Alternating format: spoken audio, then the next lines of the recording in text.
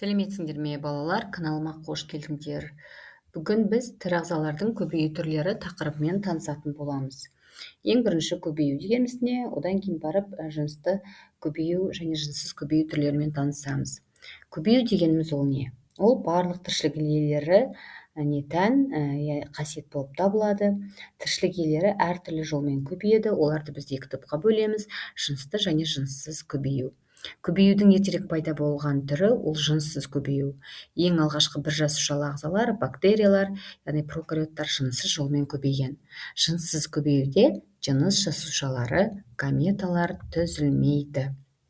Жыныстық жолмен көбейгенде гаплоидты хромосомалы гаметалар түзіледі. Бұл жыныс жасушалар ұрықтану үдерісіне қатысады. Табиғатта партеногенез және өздігінен ұрықтану сияқты көбеюдің де ерекше түрлері кездеседі. Келесі ол жануарлардың жыныссыз көбею түрлері. Бір жасушалардың негізгі көбею жолы ол митоз арқылы көбею, немесе оны біз бөліну дейміз.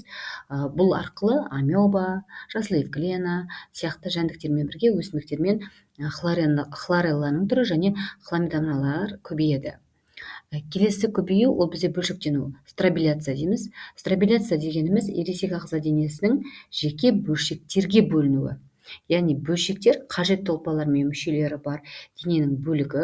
Бұл ағзаның толық қалпына келуін қамтамасыз етеді. Яғни бөлшектену үдерісіне аналық ағза алдын ала дайындалады. Осындай жолмен сцефоидты ішекқуыстылар, полиптер, кейбір жалпақ құрттар, теңіз жұлдыздары және кейбір бұлттық құрттар көбейеді. Мұндай жолмен пайда болған жас ағзалар толығымен аналық ағзаның көшірмесіндей болады. Келесі ол бізде бүршіктену. Бүршіктену дегеніміз ішекқуыстыларда, полип сатысында бөлшектенумен қатар бүршіктену де жүреді. Бүршіктену кезінде аналық ағзада бүршік пайда болады. Содан соң дененің осы бөлігі оқшауланады. Кітаптарыңыздағы 100-ші суретке қараңыздар. Сол жерде анық көрсетілген қалайынан түсіп қалатыны. Яғни осы жерде қажетті жасушалар мен ұлпалар түзіліп, жануарлардан ішекқуыстылар мен губкалар осы бүршіктену арқылы көбейеді. Келесі көбею ол жынысты көбею. Солардың бірі ол бізде партеногенез. Партеногенез дегеніміз не? Ол ұрықтанбайтын жұмыртқа жасушасының дағы ұрықтың дамуын айтамыз. Аталық жасушалары сперматозоидтар бұл үдеріске мүлдем қатыспайды. Сондықтан партеногенез кезінде тек қана аналық белгілердің ұрпағы ғана қайталанады. Яғни дәл өзіне ұрпақ пайда болады. Жануарлардан осындай жолмен паразит құрттардың дернәсілдері пайда болады. Паразит құрттардың аналықтары иесінің ағзасының ішінде болатындықтан ол жерде аталықпен қосылу мүмкіндігі жоққа тең. Аналық ағзада дернәсілдері ұрықтанбай-ақ пайда болады. Омыртқасыздардан партеногенез жолмен питтердің, жазғы дернәсілдері, дафния және аралардың аталықтары пайда болады. Келесі бізде ұрықтану. Ұрықтану дегеніміз не? Ол жыныс гаметаларының сперматозоидтар мен жұмыртқа жасушаларының қосылуы. Ұрықтану ол өсімдікке де тән және жануарға да тән. Ұрықтанудың бізде екі түрі болады. Біріншісі ол өздігінен ұрықтану және айқас ұрықтану.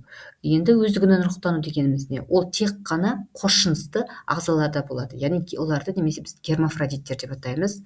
Ол партеногенез сияқты көбінесе паразит жануарларда болады, бірақ көптеген паразитті қос жынысты жануарларда өздігінен ұрықтану жүруі мүмкін емес.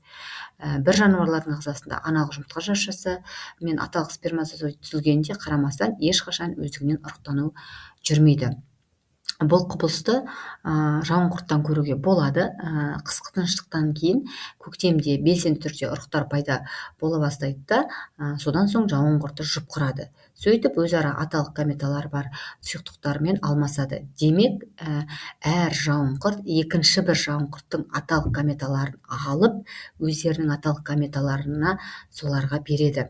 Содан кейін барлық жауын құрттың аналық құртқа айналып, олардың ұрықтары бар сұйықтық жұмыс істеуін тоқтатады да, аналық жұмыртқалары бездері белсенді түрде жұмыс істей бастайды. Түзілген аналық жұмыртқалардың жасушалары екінші жауын құрттан алынған спермамен ұрықтанады.